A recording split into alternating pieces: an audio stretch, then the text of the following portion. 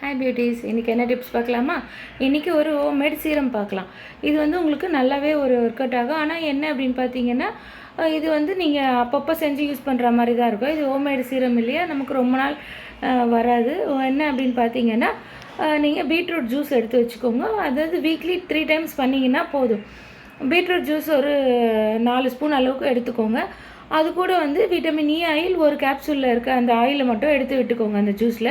அதுக்கப்புறமா கிளிசரின், நம்ம ஃபேஸ் கிளிசரின்னு கேட்டிங்கன்னா கொடுப்பாங்க. நல்லா பியூராக வாங்கி வச்சுக்கோங்க. அது ஒரு 1/4 ஸ்பூன் விட்டுக்கோங்க. அதை விட்டுட்டு அலோவேரா ஜெல் வந்து ஒரு 1/4 ஸ்பூன் அதில் போட்டுட்டு எல்லாத்தையும் நல்லா மிக்ஸ் பண்ணிவிடுங்க. நல்லா ஃபேஸ் வாஷ் பண்ணிவிட்டு, உங்களுக்கு ஒரு நாளில் எப்போ டைம் இருக்கோ அப்போ ஃபேஸ் வாஷ் பண்ணிவிட்டு இதை நல்லா அப்ளை பண்ணிவிடுங்க. ஃபேஸில் அப்ளை பண்ணிவிட்டு நல்லா அப்படியே வந்து அதை கொஞ்சம் நேரம் ஒரு 1/2 அன் ஹவர் அப்படியே விட்டுருங்க. அதுக்கப்புறமா நீங்கள் கடலை மாவு போட்டு வாஷ் பண்ணிக்கோங்க. சோப் மறுபடியும் போடாதீங்க. கடலை மாவு போட்டு நீங்கள் வாஷ் பண்ணிக்கோங்க. இந்த மாதிரி வந்து நீங்கள் வீக்லி 3 டைம்ஸ் பண்ணிட்டு வந்தீங்கன்னா உங்களுக்கு நல்லாவே ஒரு க்ளோ இன் ஸ்கின் கிடைக்கும். உங்களுக்கு ஸ்கின் வந்து கொஞ்சம் இம்ப்ரூவ் ஆன மாதிரி இருக்கும், கலர் வந்து.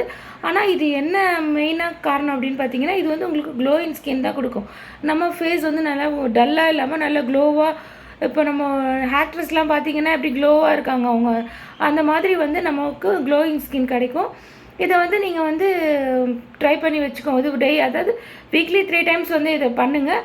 ஒவ்வொரு வாட்டியும் ஃப்ரெஷ்ஷாக யூஸ் பண்ணிவிட்டு பண்ணுங்கள். உங்களுக்கு சூப்பர் ரிசல்ட். இது ஜென்ஸு லேடிஸ் யார் வேணாலும் 15 வயசுக்கு மேலே இருக்கவங்க யூஸ் பண்ணலாம். உங்களுக்கு சூப்பராக ரிசல்ட், நல்லாவே உங்களுக்கு க்ளோயிங் கொடுக்கும். ட்ரை பண்ணி பார்த்துட்டு எப்படி இருக்குன்னு சொல்லுங்கள். பாய்.